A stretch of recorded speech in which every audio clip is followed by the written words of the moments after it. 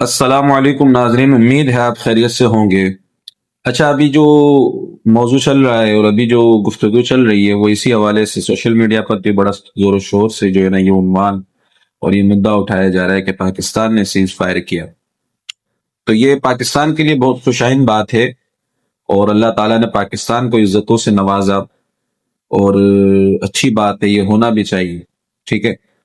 اس کے اندر پاکستان نے اپنا کردار ادا کیا، کیونکہ کام کرنے سے کام ہوتا ہے۔ جب تک آپ کام نہیں کریں گے، خاموش بیٹھے رہیں گے، یا کانفیڈنس نہیں ہوگا، خود کو احساس کمتری کا شکار سمجھیں گے، تو پھر یہ معاملات کبھی بھی کریٹ نہیں ہوتے، یہ سچویشن کبھی بھی کریٹ نہیں ہوتی۔ اور اس پوزیشن پر جب پاکستان پہنچا، اس پوزیشن پر نہ پہنچتا۔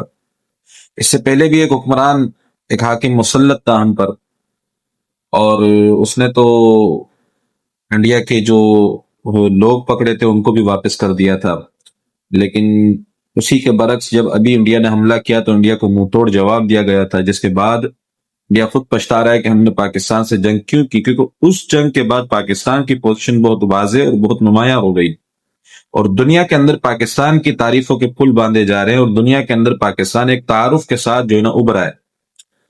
تو اس بیس پر پھر پاکستان کی جو ہے نا امیج کریٹ ہوئی، اور امیج اچھی ہوئی، تو اس بحاف پر جب پاکستان نے دو لوگوں کے اندر جب صلح کرانے کی کوشش کی تو پاکستان کی بات کو سنجیدہ لیا گیا۔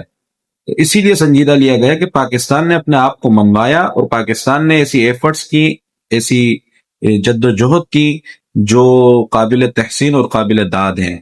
مگر اسی کے برعکس ہم اگر ان چیزوں کو بھی نوٹ کریں کہ پاکستان سفارتی طور پر بہت مطلب کہ ایسے اقدامات بھی کر رہا ہے جو مستقبل کے اندر پاکستان کے لیے پریشانی کا سبب بن سکتے ہیں، اور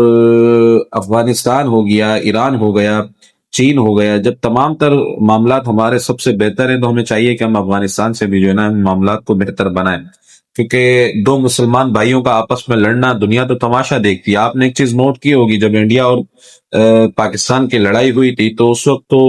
وہ اڑ اڑ کر آئے تھے سیز فائر کرانے کے لیے، لیکن جب وہیں پر پاکستان اور افغانستان کی لڑائی ہوئی اور وہ لڑائی کئی دن تک چلی، تو اس پر جب ڈونلڈ ٹرمپ سے پوچھا گیا تو ڈونلڈ ٹرمپ نے کہا ہم اس معاملے میں بیچ میں نہیں کودیں گے، کیونکہ یہ ان کا پسندیدہ